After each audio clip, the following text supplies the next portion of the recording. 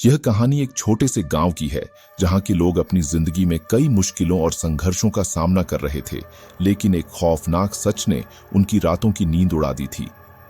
गांव के बाहरी किनारे पर एक पुरानी हवेली खड़ी थी। यह हवेली कभी किसी जमाने में गांव की सबसे भव्य और आलीशान इमारत थी, लेकिन अब यह एक खंडहर में बदल चुकी थी। लोग कहते थे कि हवेली में कुछ है, कुछ ऐसा जो उसे भूतिया बना देता है। गांव वालों का मानना था कि इस हवेली में एक बुरी आत्मा बसी हुई है जो कभी शांति से नहीं रह सकती थी। गांव वालों के अनुसार यह हवेली किसी समय एक अमीर व्यापारी और उसका परिवार का घर हुआ करती थी। उस व्यापारी का नाम देवेंद्र था और उसकी पत्नी सुमित्रा बेहद खूबसूरत थी। वे दोनों इस हवेली में बहुत खुश रहते थे, लेकिन एक दिन सुमित्रा के साथ एक दिल दहला देने वाली घटना घटी। एक भिखारी जो गांव में आया था ने सुमित्रा का अपहरण कर लिया। देवेंद्र ने पूरे गांव को इस बारे में बताया, लेकिन पुलिस ने उसे खोजने में कई महीने लगा दिए। आखिरकार वह लड़की हवेली में ही मृत पाई गई। उसकी मौत के बाद भी रहस्यमय परिस्थितियों में यह हवेली खड़ी रही। तब से कहा जाता है कि सुमित्रा की आत्मा हवेली में बसी हुई है और उसकी आत्मा हमेशा शांत नहीं रह सकती। वह अपनी मौत का बदला लेना चाहती थी, इसलिए जो भी उस हवेली में जाता वह कभी वापस नहीं आता। गांव वाले कहते थे कि हवेली में रात के वक्त किसी अजनबी की आवाज सुनाई देती थी और कुछ लोग तो यह भी कहते थे कि वहां भूतिया आकृतियां देखी गई थीं। समय बीतता गया और एक दिन गांव में एक युवक आया, अर्जुन। वह एक साहसी और जिज्ञासु लड़का था जिसे इस तरह की बातों पर यकीन नहीं था। अर्जुन का मानना था कि यह सब सिर्फ अफवाहें हैं और कुछ भी असामान्य नहीं है।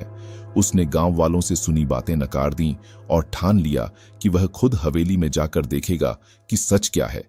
अर्जुन का मन था कि वह हवेली में रात बिताएगा और गांव वालों को यह बता देगा कि वहां कुछ भी नहीं है।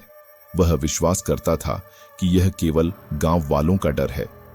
एक रात चांद के बादलों के बीच छिप जाने पर अर्जुन ने हवेली का रुख किया। हवेली के पास पहुंचते ही उसने महसूस किया कि कुछ अलग था। हवा में एक ठंडक थी और हवेली की दीवारों पर पुराने समय के निशान और खरोंचें दिखने लगी थीं। जैसे ही अर्जुन ने दरवाजे को खटखटाया, वह बिना किसी आवाज के खुल गया। अंदर घुसते ही उसे एक अजीब सी गंध महसूस हुई, जैसे किसी पुरानी लकड़ी की। अर्जुन ने अपनी टॉर्च को जलाया और कदम आगे बढ़ाने लगा। हवेली की खामोशी बहुत घेरने वाली थी। मंजिलें टूटी फूटी थीं और छत से कभी भी कुछ गिर सकता था। अर्जुन धीरे धीरे कमरे में घुसा।